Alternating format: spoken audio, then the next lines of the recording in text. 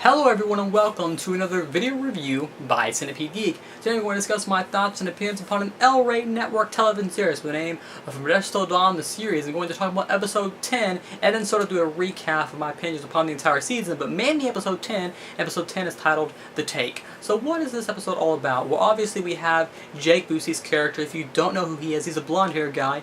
He was the one that was playing the character of Professor Tanner, where he knew about all the mythology. He has taken Robert Patrick's character's daughter, that's the preacher's daughter if you don't know. He has taken the preacher's daughter and, now wants to sacrifice her, to the goddess because he's just obsessed, right? So we have that going on. We have many different things going on. We have, Seth and, Richie Gecko, our two Gecko brothers. Seth and Richie Gecko are having sort of a turning point in their relationship. The relationship is becoming something different. The reason for that is because Richie Gecko is now a vampire, or a Calabra, however you pronounce that. He's now a vampire, so that whole thing has sort of made, sort of a pivotal point in the relationship because, his character, DJ Katana's character, Seth Gecko doesn't know if he can trust Richie, so that's another really kind of main plot. And there's several things that have been going on also.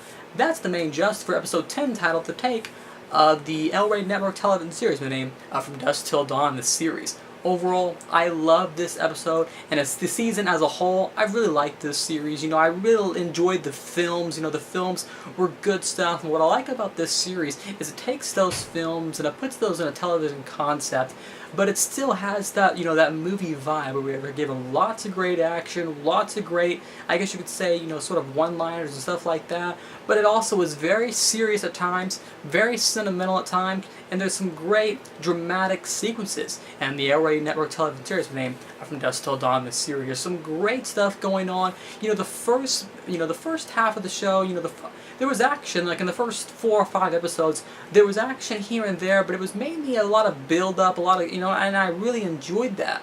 These last 3 or 4 episodes have been just action, with no holds barred stuff. I mean, just lots of action, lots of blood, lots of guts, lots of vampires, or calabras, whatever you want to call them, the snake serpents. So there's lots of crazy stuff going on. There's lots of little twists there. For instance, Jake Busey's character, Professor Tanner, being a bad guy, wanting to make a sacrifice to the goddess character, the one that, the whole set me free thing. So there's some great stuff going on. My favorite, one of my favorite things about the series in general, and this episode in particular, is the relationship between Seth and Richie Gecko. This episode does a fantastic job of doing that. Certain points where, Richie Gecko's now a vampire, he's a Calabra, he's just a crazy character now, and he's just, I like it. He's a crazy awesome guy. He's a cool stuff. And so him and Seth, now they have this sort of thing in the relationship where Seth doesn't know whether to trust him, Richie wants him to trust him, so you have this huge thing going on, major spoiler coming up. DJ Katana's character ends up having to let, Seth has to let Richie go at the end, and Seth he wants to be there for him, and Richie says, no, I need to go be with this girl.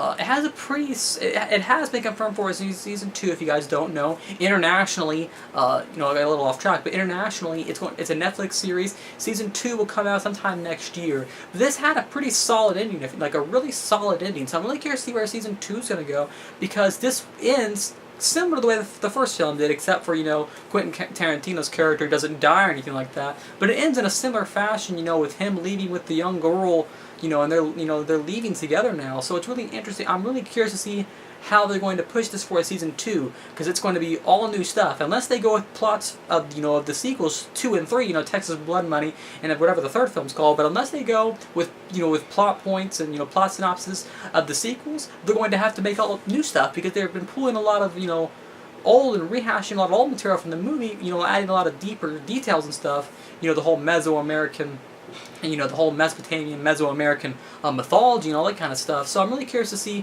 what sort of new plot points they're going to have for season 2, since, since the series is now over. Overall, I love this episode. There's some great scenes. I like all the interactions between Seth and Richie Gecko. That's some fantastic stuff. There's some great scenes with there's a great scene in this episode where there's like a flashlight and a sword, and it almost looks like there's a lightsaber versus a sword. I don't know if that was intentional or if it was just, if it was unintentional. Either way, it's what it reminded me of, and it was a really cool seeing some fight scenes. There's some nice bloody scenes and some great emotional scenes between Robert Patrick's character, you know, the preacher, and his daughter and his son. Because, you know, those interactions between those two really build on the characters, develop them, and flesh them out in a great way. I always like seeing my characters fleshed out. I don't like bland things, so I like to see some deep stuff. And I feel like From Dusk Till Dawn, the series gives me, you know, a lot of nice action and some blood, but I also feel like it gives you a nice deep mythology with some decent written characters, and overall a great first season that I have loved in general. Make sure to stay tuned next year in the year 2015 for From Dusk Till Dawn, the series Season 2. And that's my review of episode 10, titled The Take, of the L-Ray Network television series named From Dusk Till Dawn, the series. Make sure to like, comment, subscribe to that page below, and I'll see you guys later with more videos.